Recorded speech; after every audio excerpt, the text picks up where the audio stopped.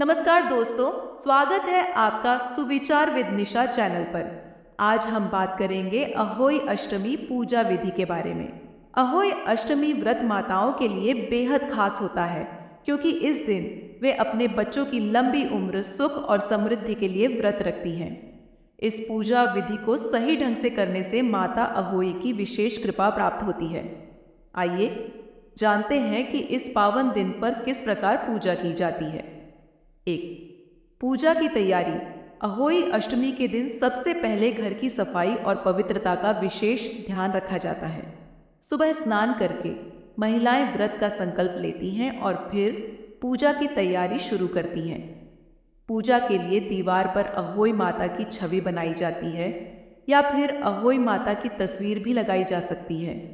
इसके साथ ही एक स्याह बिल्ली की भी छवि बनाई जाती है। दूसरी पूजा सामग्री। पूजा विधि के लिए आपको कुछ आवश्यक सामग्री की जरूरत होगी। चावल, रोली, हलवा, जल से भरा एक करवा, दिया, मिठाई, धूप और कपूर। इन सभी सामग्रियों को एक थाली में सजाकर माता अहोई की पूजा की जाती है। पूजा का स्थान साफ सुथरा होना चाहिए और वहां दीपक जलाकर माता अहोई की आराधना की जाती है। 3. पूजा विधि। संध्या के समय सूर्यास्त के बाद पूजा की जाती है।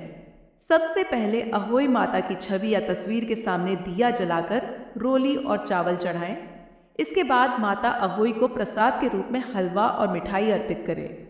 पूजा करते समय अपने बच्चों की लंबी उम्र और सुख समृद्धि की प्रार्थना करें। 4. अहोई माता की कथा सुनना। पूजा के दौरान अहोई माता की व्रत कथा सुनना अनिवार्य होता है। इस कथा को सुनने से व्रत का पूरा फल मिलता है और माता अहोई प्रसन्न होती है। कथा में उस स्त्री की कहानी सुनाई जाती है जिसने अपनी संतान की सुरक्षा के लिए अहोई माता का व्रत रखा और उसे माता का आशीर्वाद प्राप्त हुआ। कथा के अंत में सभी महिलाएं आरती करती हैं। 5. तारों को अर्घ्य देना। अहोई अष्टमी का व्रत तारों को अर्घ्य देकर पूरा किया जाता है। रात को तारे निकलने पर महिलाएं पानी का लोटा लेकर तारों को अर्घ्य देती हैं और अपने बच्चों की लंबी उम्र की कामना करती हैं। इसके बाद ही महिलाएं अपना व्रत तोड़ती हैं। 6ठा व्रत तोड़ने की विधि। तारों को अर्घ्य देने के बाद माताएं अपने परिवार के साथ बैठकर भोजन करती हैं। व्रत तोड़ने के लिए पहले माता अहोई का प्रसाद ग्रहण किया जाता है और फिर सभी लोग भोजन करते हैं।